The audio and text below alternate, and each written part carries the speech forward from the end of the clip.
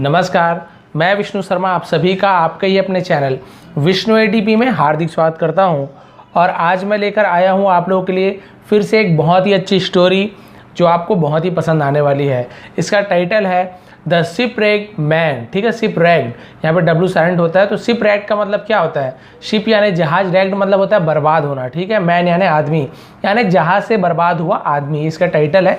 यहाँ पे आप देख सकते हैं एक व्यक्ति है, जहाज है बर्बाद हो गया, ये आदमी है, यहाँ पे आग जला रहा है। ये सभी बहुत ही अच्छी स्टोरी है, आपको भी जानने को मिलेगा। तो सबसे पहले कर देंगे वीडियो को लाइक, थोड़ा सा यहाँ पे जूम कर देता हूँ ताकि आपको और भी अच्छे से इतना देखने को मिले। ठीक है, स्टार्ट करते हैं।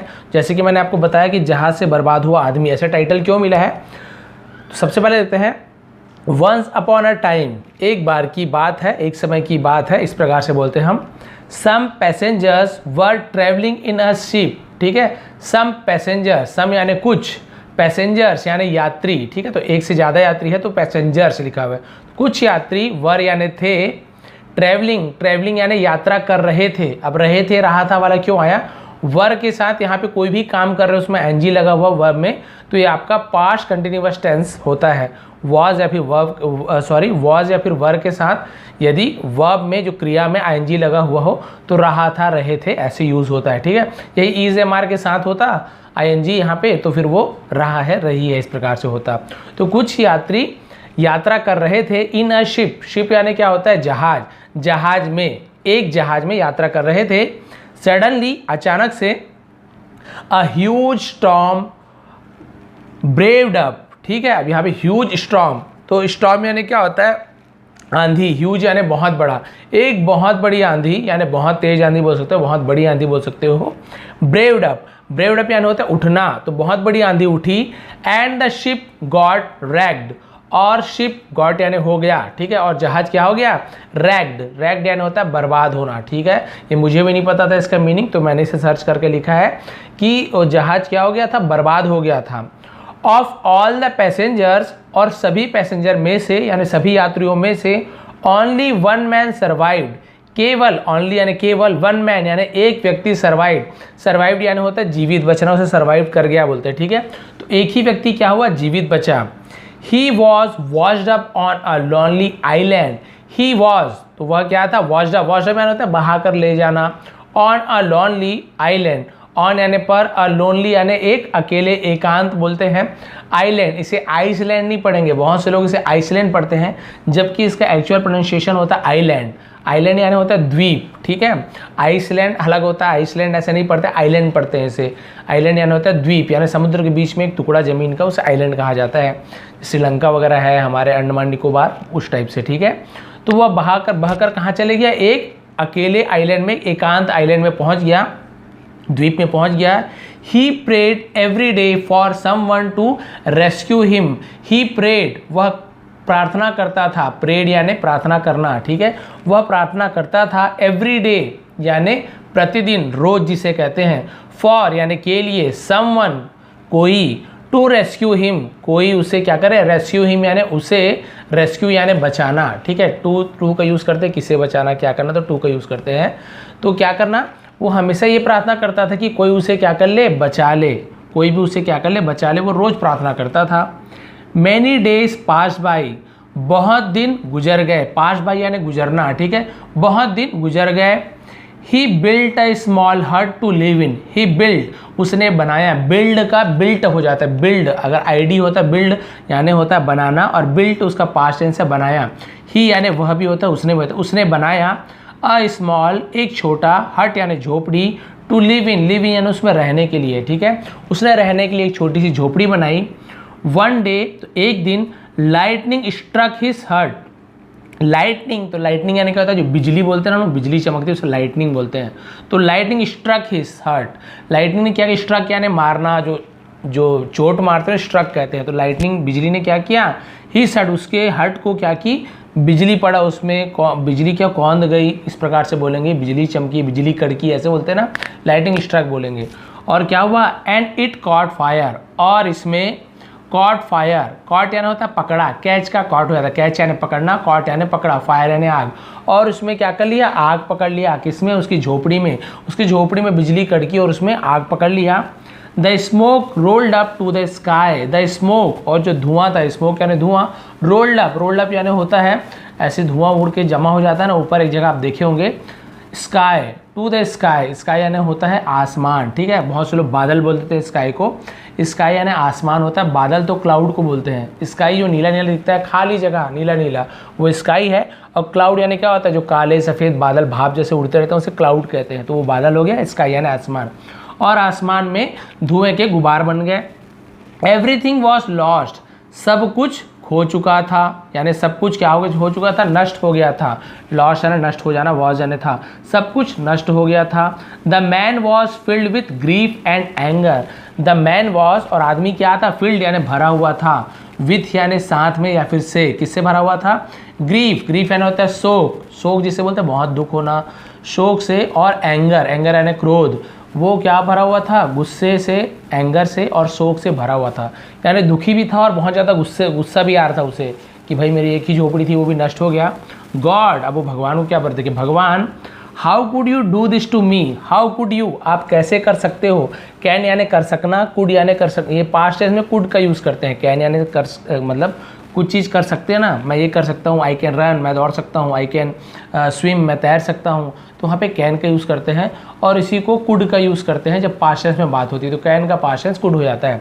How could you do this, आप ऐसे कैसे कर सकते हैं, दिस टू मी यानी मेरे लिए, ठीक है, टू मी यानी मेरे लिए या फिर मुझसे, आप मेरे लिए ऐसे कैसे कर सकते हैं।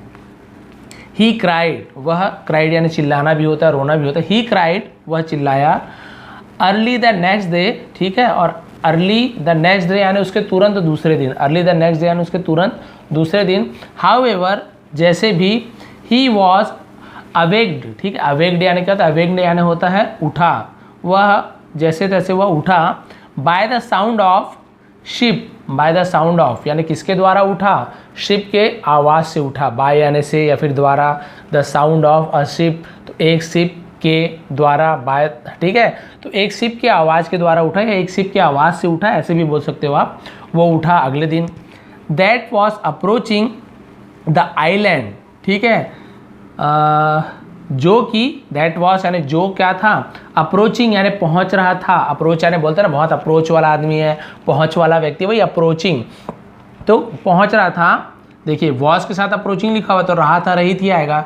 दैट वॉज अप्रोचिंग, वह पहुंच रहा था, कौन, जिस जहाज की आवाज़ से उठा वो पहुंच रहा था। द आइलैंड, कहाँ पहुंच रहा था, द आइलैंड यानी द्वीप में पहुंच रहा था जहाँ पे वो था, मतलब अकेले था।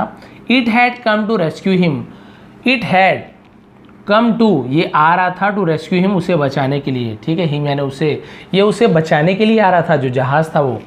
How did you know I was here, अब क्या हुआ देखिए, हाउ डिड, आप कैसे जानते थे या आपने कैसे जाना, तो डिड का यूज़ करते पास्ट टेंस में।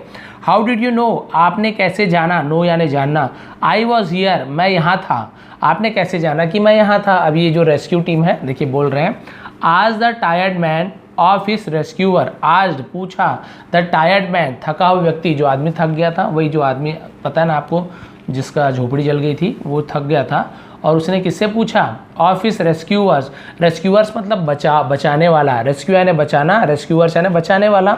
वो थका हुआ आदमी अपने बचाने वाले से पूछा कि आपको कैसे पता चला कि मैं यहाँ पे था। We saw your smoke signal, हमने देखा, वी सॉ यानी हमने देखा, सी यानी देखना, सॉ यानी देखा, हमने देखा, योर आपका स्मोक सिग्नल, आपका स्मोक का सिग्नल, धुआं का जो आपने सिग्नल भेजा था, जो आपने निशान भेजा था, आपने जो चिन्ह भेजा था ऊपर, उसे हमने देखा। इन्होंने क्या सोचा कि इसी ने हमें क्या किया, आग जला के धुआं को ऊपर भेजा ताकि हम देख पाए, क्योंकि भाई धुआं बहुत ऊपर ऊपर तक उड़ता है, चाहे कितने भी दूर हो आपको दिखता है, ठीक है। और वैसे भी समुद्र तो खाली खाली रहता है, कोई बिल्डिंग तो कोई घेरने वाला है नहीं। तो ये क्या बोल रहा है, हमने आपके स्मोक के सिग्नल को देखा, धुआं का जो आपने सिग्नल देखा। दे रिप्लाइड, उन्होंने जवाब दिया। द मैन रियलाइज, अब आदमी को महसूस हुआ, दैट कि everything happen for a reason, सब कुछ हैपन्स यानी होता है, हैपन्स यानी होता है, ये आपके इंडिफिनिट टेंस में एस या ई जुड़ जाता है, मैंने आपको बताया था। एवरीथिंग हैपन्स, सब कुछ होता है, फॉर अ रीज़न, फॉर यानी के लिए, अ यानी एक, रीज़न यानी कारण, यानी सब कुछ एक कारण के लिए होता है, यानी सबके पीछे एक कारण होता है, जो कुछ भी होता है उसके पीछे एक कारण होता है। तो इसकी यही मतलब था स्टोरी का। देखिए मोरल क्या मिलती है इससे, नैतिक शिक्षा।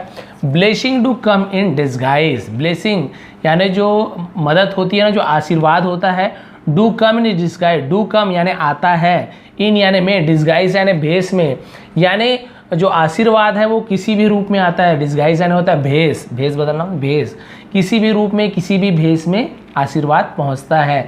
इस स्टोरी का यही मतलब। देखिए अभी इसने क्या किया, भगवान से ऐसे ऐसे बोला कि आप मेरे साथ ऐसे क्या कर, क्यों किया आपने ऐसे मेरे साथ, लेकिन आप देख सकते हैं इसके पीछे क्या कारण था। इससे पहले तो दुख हुआ कि भगवान ने मेरी झोपड़ी जला दी, मैं एक तो झोपड़ी मेरा सहारा था, लेकिन आप सोचिए अगर भगवान झोपड़ी नहीं जलाते तो भाई ये तो हमेशा झोपड़ी में ही रह जाता, यहीं के यहीं।